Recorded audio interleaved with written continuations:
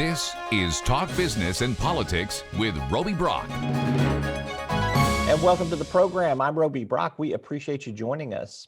Over the past few weeks, we have been playing portions of a town hall that Talk Business and Politics conducted with our content partner, KATV.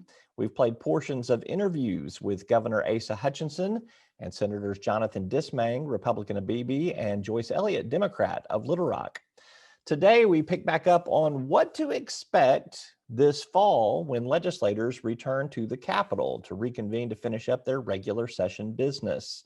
KATV's Chris May starts off that conversation with Governor Hutchinson. As you mentioned, lawmakers are going to be back at the Capitol in the fall to deal with redistricting. You're planning to call a special session at that time to implement new tax cuts. Can you tell us a little bit more about what you have in mind for that?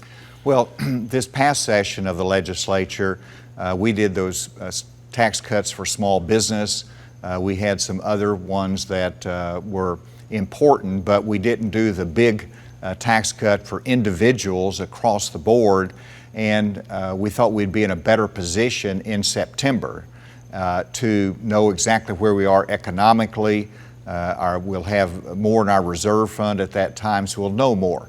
So that's the time we want to come back and do it. There's a consensus among myself and the leadership and most of the members of the General Assembly that that's the time to do it, and that we ought to lower that individual rate down again from 5.9%. I hope that we can get down to 5.7 or even lower as we look into September. You have said that anything is on the table when it comes to tax cuts.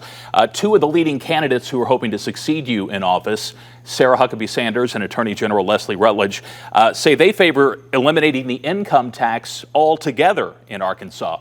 Would you support that, and how would that impact Arkansas in your view? Well, it's hard to imagine doing that in the short term without raising sales tax or raising property taxes, and I've never wanted to do that.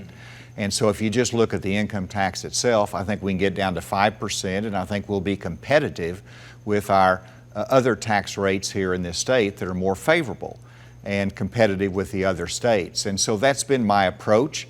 If my successor wants to take a different view on that, then that's up to them in the General Assembly. But let's stick with what we can do right now, which is continuing the path of lowering our individual income tax, which has been a priority of mine that we have lowered from 7% down to now 5.9%. That is incredible progress and a benefit to Arkansans. We also know of a $99 million deficit in the state's teacher insurance fund. What's your expectation for how that crisis will be resolved, and how soon might that be taken up?